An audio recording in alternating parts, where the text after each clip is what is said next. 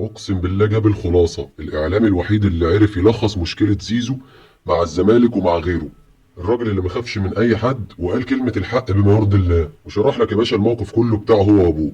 اسمع واحكم انت وشوف ده بيلعب على مين وبيعمل ايه. مساء الفل على حضراتكم. اللي متابعني كويس يعرف ان انا مش بتاع يلا يا جماعه اعملوا شير ولايكات وبتاع والحاجات اللي الناس بتحبها دي. بس انا ارجوكوا حقيقي انا بتمنى ان انتوا تشيروا الفيديو ده على قد ما تقدروا. مش هتكلم عن قصة زيزو لان قصة زيزو تكاد تكون واضحة لكل الناس. يعني زيزو شخص كاذب. زيزو في اليوم اللي كان فيه في السفارة الامريكية طلع اقسم انه ما مضاش للنادي الاهلي، فهو بالنسبه لي شخص كاذب. النهارده في نفس الحلقه في نفس التوقيت في نفس كل حاجه قال ان انا والله كان نفسي الزمالك يبيعني علشان خاطر يستفيد ماديا، وفي نفس الوقت لما الزمالك جدد معاه علشان يبيعه وقال له نجدد ونبيعك، فابوه قال لا بشرط انه ما يتباعش في اول سنه.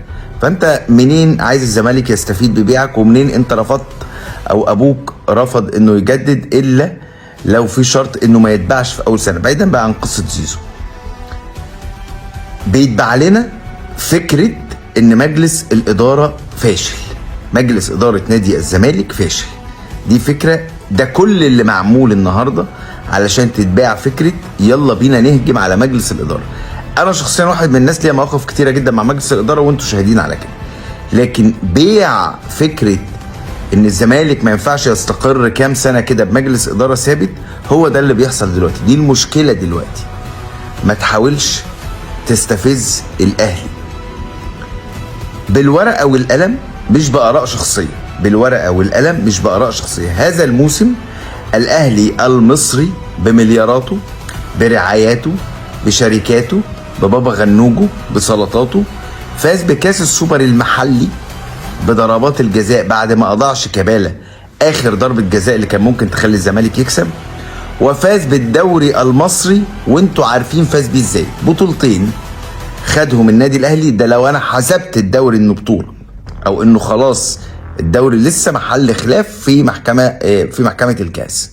بطولتين، ده اللي عمله مجلس اداره النادي الاهلي الفخم الشيك، الرعايات، المليارات. مجلس اداره نادي الزمالك فاز بالسوبر الافريقي وفاز بكاس مصر. مش هقول لك ده احسن ولا ده احسن، بس على الاقل زي بعض، على الاقل ما عندناش كارثه. لا بس الاهلي فاز بالسله بقى واليد انا بتكلم في الكوره، لان لما كان المستشار مرتضى منصور بيفوز بكل العاب الصالات كنتوا بتقولوا خلاص اقفلوها واعملوها العاب صالات بس. فاكرين الجمل دي؟ فارجو الترويج لفكره فشل مجلس اداره الزمالك مش معنى كده تاني عشان المخ يعني انه ما عندوش اخطاء، لكن مجلس اداره الاهلي بهيمنته دي بفلوسه دي بجبروته ده ما فازش باي حاجه السنه دي غير السوبر المحلي وبضربات الجزاء وبالعافيه، والدوري ولسه محل خلاف ومحل نقاش. فمن فضلكم يا زملكاويه تحديدا خليكم مساندين لمجلس اداره نادي الزمالك اللي فك كل القيد عن النادي واللي دفع غرامات كبيره جدا جدا، واختلفوا معاهم ووجهوهم، لكن بيع فكره ان مجلس اداره النادي الاهلي انجح وافضل وده مش حقيقي.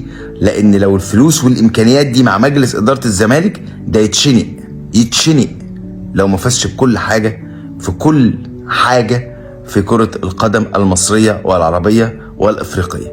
بالمناسبه يعني دول كلمتين كان مهم جدا جدا اقولهم لجمهور نادي الزمالك. وشوف ازاي بعض الشخصيات في الزمالك كانت هرشاه من الاول وعارفه هو بيعمل ايه ونيته فيها ايه. كلام متضارب ومواقف متضاربه وكلام عكس بعضه، تحس انه يعني انت بتتعامل مع مجانين يا عم. انت بتتعامل مع مجانين، انت مهروش ومفهوم والناس عارفه انت بتعمل ايه. بس على العموم اديك رحت وهتلعب وتجرب وتشوف، والايام بينا اللي بيرفض النعمه ربنا بيحرمه منها. وانت في الاخر رحت ولا جيت انت لاعب غيرك كتير واكتر منك عتاوله اكبر منك ومشيوا ما قصروش، النادي باقي. انت باذن الله انت الخسران، بس في الاخر ان شاء الله باذن الله لما ترجع تعيط يبقى اعيط على نفسك.